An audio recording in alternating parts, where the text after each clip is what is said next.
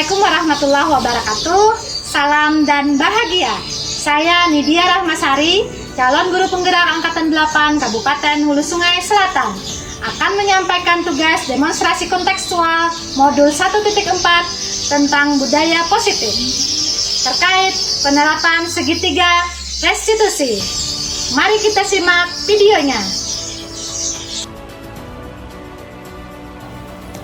Segitiga restitusi merupakan proses menciptakan kondisi bagi murid untuk memperbaiki kesalahannya, sehingga karakter mereka lebih kuat ketika mereka kembali pada kelompoknya.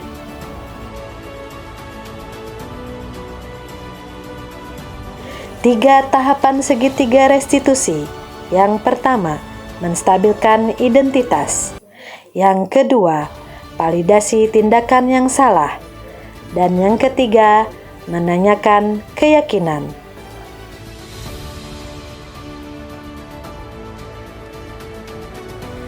Tahapan yang pertama yaitu menstabilkan identitas. Tahapan ini berdasarkan prinsip membuat kesalahan adalah bagian dari proses pembelajaran. Menggeser identitas gagal ke identitas sukses. Jangan mengkritik murid yang sedang gagal.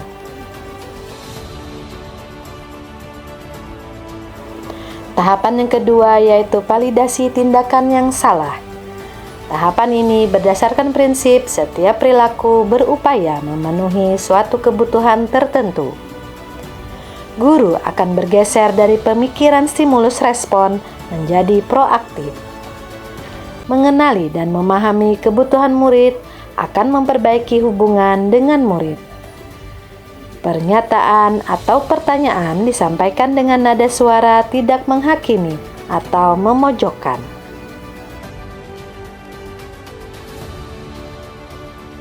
Tahapan yang ketiga pada segitiga restitusi yaitu menanyakan keyakinan. Teori kontrol menyatakan bahwa pada dasarnya kita termotivasi secara intrinsik. Setelah perilaku divalidasi dan identitas sukses telah stabil, maka murid telah siap mengaitkan keyakinan dengan tindakannya yang salah. Berikut contoh penerapan segitiga restitusi pada satuan pendidikan. Kasus yang pertama, ketika saya mengajar di kelas, salah satu siswa saya meminta izin untuk pergi ke belakang. Saya pun memberikan izin. Namun, hingga selesai pelajaran saya, siswa tersebut tidak kembali ke kelas. Saya pun mengecek keberadaannya dan menemukan siswa tersebut malah tidur di ruang musola sekolah. Saya pun membangunkannya dan mengajaknya ke ruang saya untuk mengkonfirmasi kejadian tersebut. That's our next activity that I am going to put you working in the group. Alright? Yes, Aira? Okay, you may go.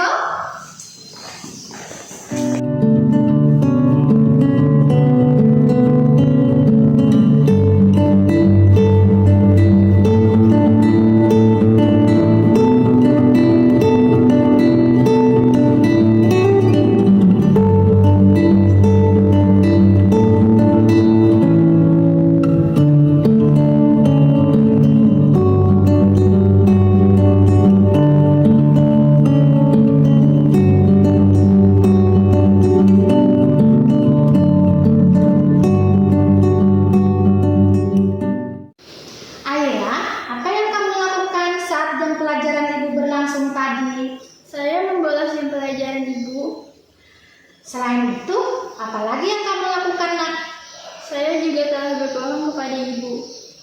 Apakah menurut kamu perbuatan itu baik? Tidak, Bu, saya telah berbuat kesalahan. Baiklah, Nak. Apakah ada masalah yang sedang kamu alami sekarang, Nak? Saya merasa kurang perhatian dan tidak betah di kelas. Tapi, Nak, dengan berbohong dan membolos saat jam pelajaran itu bukanlah alasan yang tepat untuk itu. Iya, Bu, saya mengerti. Sekarang, mari kita temukan solusi dari permasalahan yang kamu hadapi. Mari kita bicara tentang keyakinan kelas dan keyakinan sekolah kita atau kesepakatan kelas kita. Apa yang kita percaya? Yang mana ayat yang ditunjukkan? Kita harus berbuat jujur, tidak boleh berbohong, semangat dan rajin belajar. Baiklah nak, kamu sepertinya sudah memahami keyakinan kelas kita. Namun kalau kamu terus berbuat tidak disiplin, kamu tahu kan resikonya apa nanti buat hidup kamu? Ya Bu, saya berjanji tidak akan berbuat seperti ini lagi Bu, dan saya akan berusaha menjadi orang yang lebih baik lagi. Jujur, rajin, dan semangat belajar. Baik nak, ibu percaya kamu akan menjadi orang yang sukses dalam hidup dan teruslah berbuat baik. Saling menyayangi dengan sesama. Sekiranya kamu mengulangi kesalahan ini lagi, bagaimana nak? Saya akan berusaha keras tidak mengulangi kesalahan ini lagi Bu, dan jika saya silap melakukannya lagi, saya siap menerima konsekuensinya Bu. Baiklah nak, ibu yakin kamu telah menyadari kesalahan kamu dan siap berbuat lebih baik lagi.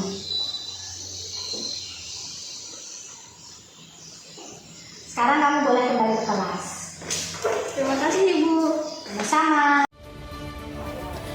Kasus kedua, ketika saya bertugas sebagai piket harian, saya menemukan seorang siswa perempuan bernama Irawati datang terlambat ke sekolah.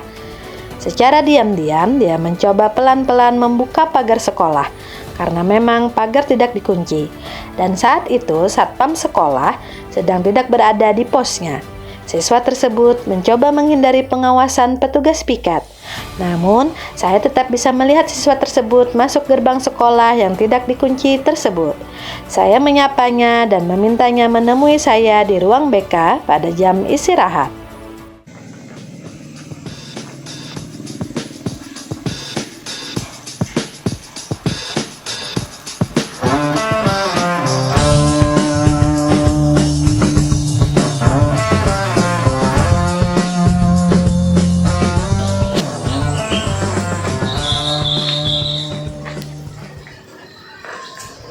Hai nak,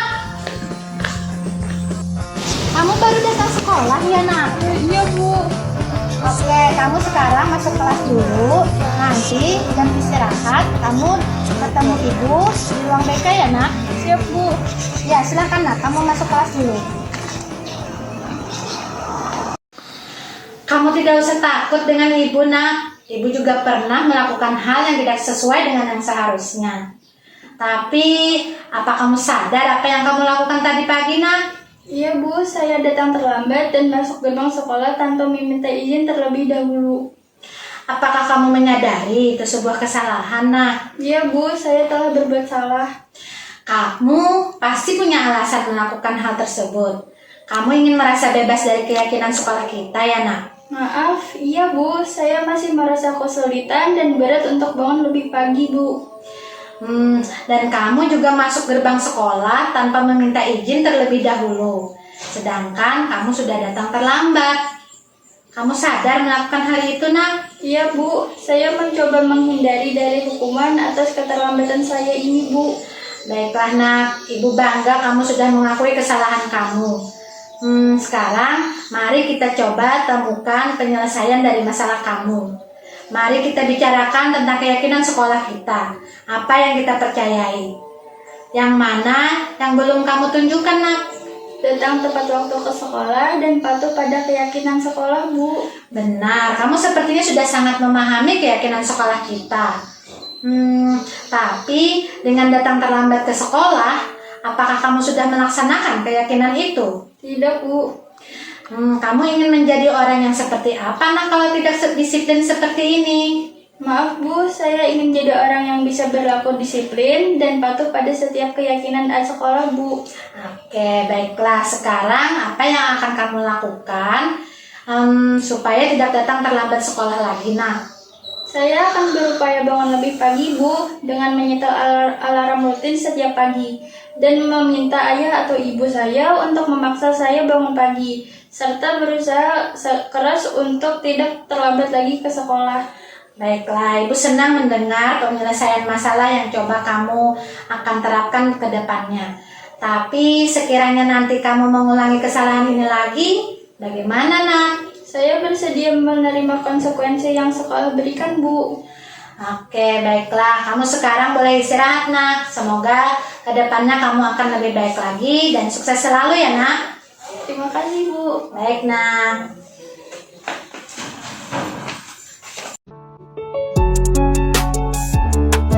Assalamualaikum warahmatullahi wabarakatuh. Perkenalkan, nama saya Irawati. Menurut saya, cara pemecahan masalah tersebut sangat efektif karena menyelesaikan masalah dengan tenang dan tanpa emosi, sehingga murid dapat menyadari kesalahannya dan tidak merasa disalahkan serta mendapat penguatan untuk menjadi lebih baik ke depannya. Murid akan merasa sangat dihargai dan mendapat kesempatan untuk memperbaiki diri. Terima kasih.